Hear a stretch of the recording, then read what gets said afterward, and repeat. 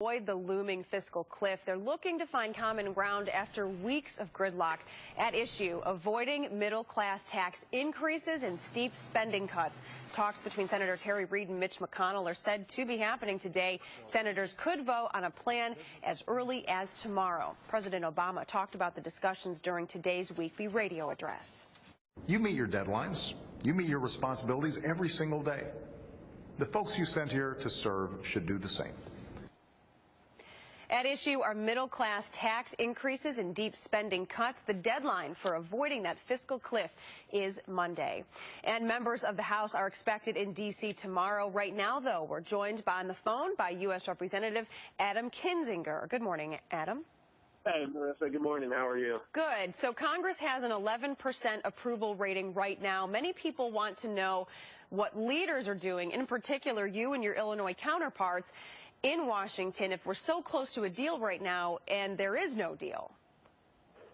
Well, look, we're going back here in a day. Really, it's in the Senate's hands right now. Back in August, the House of Representatives passed an extension to all the tax rates. We passed a way to fix the whole sequester, which is not intended. Sequester is not intended to be cost savings. It was intended to be so devastating that we'd never get there. And so we passed that. Now it's really in the hands the Senate to come up with a plan, a fix, amend what we sent them, or do something else, and then we'll move on. But look, I'm a big believer in we have to come to a conclusion here. It's going to be Republicans and Democrats both coming to the table with something they don't like to get something that, frankly, is a legitimate compromise. What would you in particular like to see in a deal? What would it be something that you would vote for?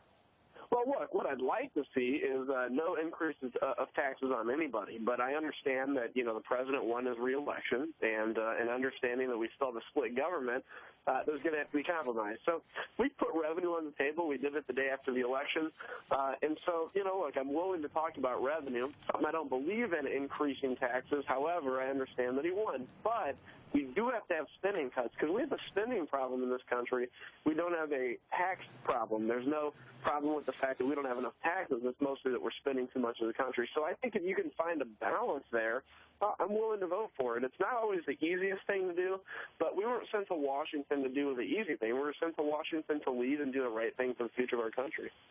All right, Representative Adam Kinzinger joining us by phone this morning. Thank you so much for joining us this early hour today, and we'll check back in with you. So the big question is, what does the fiscal cliff mean to you? Well, according to tax policy, the Tax Policy Center, that is, it would impact 88% of U.S. taxpayers with taxes rising an average of $3,500 a year. The estate tax rate would rise from 35% to 55% on estates worth more than $1 million, and federal long-term jobless benefits would expire for millions of unemployed Americans. A lot of information there. It's going to be an interesting few days. Right now, though, the time is 8:37. Let's check back in with